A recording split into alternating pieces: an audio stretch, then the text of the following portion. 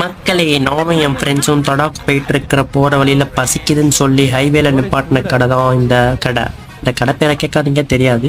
சரி, அங்கே போய் பார்த்தோம்னா ஒன்றும் பெருசாக மெனு இல்லை. சரி, நமக்கு பிடிச்ச தோசை எடுத்து வாங்கன்னு சொல்லிட்டு அந்த அண்ணாவும் தோசையை வச்சாங்க. என் கூட இருக்கிற நாய் என்னன்னா வருஷம் ஒரு குழம்பா ஊற்றிட்டு இருக்கான். ஏன்ட்டு கேட்டால் அப்போ தான் நல்லா இருக்கும்ன்றான். பாடுறா, உனக்கு சிக்கன்லாம் மாட்டியிருக்குன்னா, ஆமாம் ஆமாம் பெரிய இந்த சிக்கன் தான் அப்படின்னு சொல்லிட்டு சரி நம்ம எல்லாத்தையும் குழம்புல மிக்ஸ் பண்ணிட்டு தோசை ஒரு லம்ப் அடிக்கலான்னு பார்த்தோம். சாப்பிட்டோம், அப்படி ஒரு டேஸ்ட்டு.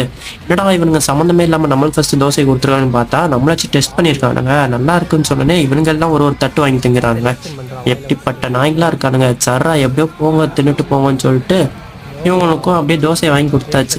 சரி, தோசை மட்டும் போதுமா, வேற ஏதாச்சும் வேணுமான்னு கேட்டேன். இல்லை இப்போ எனக்கு தோசை போதும், தடலை போய் நல்லா வெயிட்டாக சிக்கன் பிரியாணி தந்தூரி சாப்பிட்றேன்னா. அறிவு கட்ட முண்டமே, நம்ம போகிறது ஃபாரஸ்ட்டுக்கு தான், அங்கே ஒன்றுமே இருக்காதா, குளிக்க மட்டும்தான் இருக்கணும் அப்படின்னு சொன்னேன். அப்படின்னு சொல்லி வாயை பொழந்துட்டேன்.